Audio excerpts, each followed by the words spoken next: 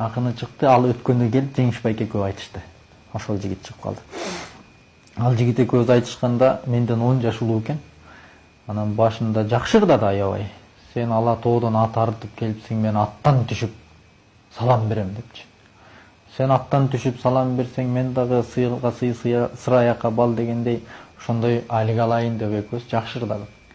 Анан экинчи кайрыгына келгенде эле баштаса эле жерин саткан кыргыздар жердин баркын билеби, элин аткан кыргыздар элдин баркын билеби, тамак ичип көрбөгөн туздун баркын билеби, кыз көрбөгөн кыргыздар кыздын баркын билеби. Тиги Назарбаевдин кызын Акаевдин уулу албады эле, ошону айтып атат да.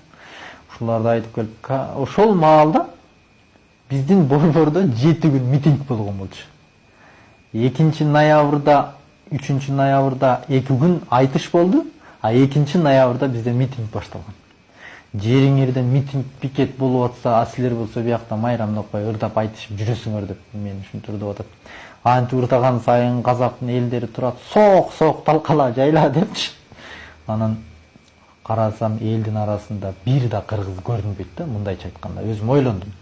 Себеби дегенде жердин түбү болсо, Орал болсо, Россия менен чектешкен жер, каяктан кыргыз келмек эле.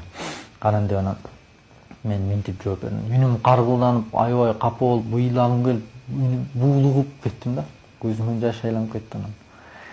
Бир кезде казак калкынын желтоқсаны болгондо, кычыраган суукка далай жаштар тоңгондо, кыргыздар аттанып чыгып сапарга баарысы келген атарга, анда Отар деген жерде. Алдынан тосуп аларды танкалар турган катарда. Качкан эмес кыргыздар автомат менен атаарда. Канчалаган бир боорлор танкага калган тепселип, жылына желтоқсандын айында биз турабыз эскерип. Өткөндүн билин билбейсиң, сен өмүргө кеч келип. Өткөндүн бирин билбейсиң, кыргызда болсо желтоқсан шылдың кылып сүйлөйсүң.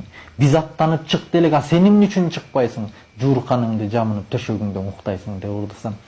Чынын айтсам, айрым отурган адамдар ыйлашты. Элдер дуулдата мага кол чапты. Ошону менен баргандан кийин байге мен тарапта болду. Жанагы сөздөрүнө дагы жооп бердим.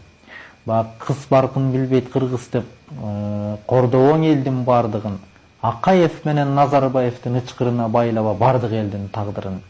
Биз ала тоонун башында силер айгайлап огон соссоңор токтолбой туруп төгөбүз. Бийик жерде туруп алып жеңилбек элек негебиз. Анан кыз баркын билбейт кыргыз дейт, карындашың бар болсо берсең анан көрөбүз деп. Ушунча нерсеге чейин кетип калдык да экөөбүз. Анан ошону менен барып эшикке чыксам, тигил жигит кечирим сурады. Мен сенин желтоқсанда айтып ериңди билген жокмун, аны билсем Бишкектеги митинг жөнүндө айтпайт элем деди. Көрсө буларда желтоқсан окуясы, желтоқсан деген декабрь айы экен. Ошол декабрь айында Колбин деген орусту алып келип туруп Казакстандын башчылыгына коюп койгон кезде, булардын Конаев дегенин алып таштап, анан казактын жаштары көтөрүлүп чыгып Алматыда. Билесиздер, бизде кышында декабрда Бишкекте канчалык суук болот, а Алматыда ого бетер суук болот. Ошол маалда жаштар көтөрүлүп чыкканда канчасын баягы өрт өчүргүч машинанын суусу менен келип суу чачып баарысын ошентип кубалаган экен. Ошондо канчалар тоң өлгөн экен, канчалар тепселенип өлгөн экен. Казактар үчүн бул өтө чоң кайгы экен да. Ошону айтканда айрым адамдар кадимкидей жашып, ыйлашып ушинтет экен, жылына эскерип турушат экен. Ошентип барып Казакстандан 2-нчи орунду алып келгенбиз. Бирок 1-нчи орунду уткан акыны менен бизди айтыштырбай койгон. Буларда саясат бар экен. Алам десең, алың жетсе 2-нчи орунду ала бер. 1-нчи орун баш байгеге асылба, баары албайсың.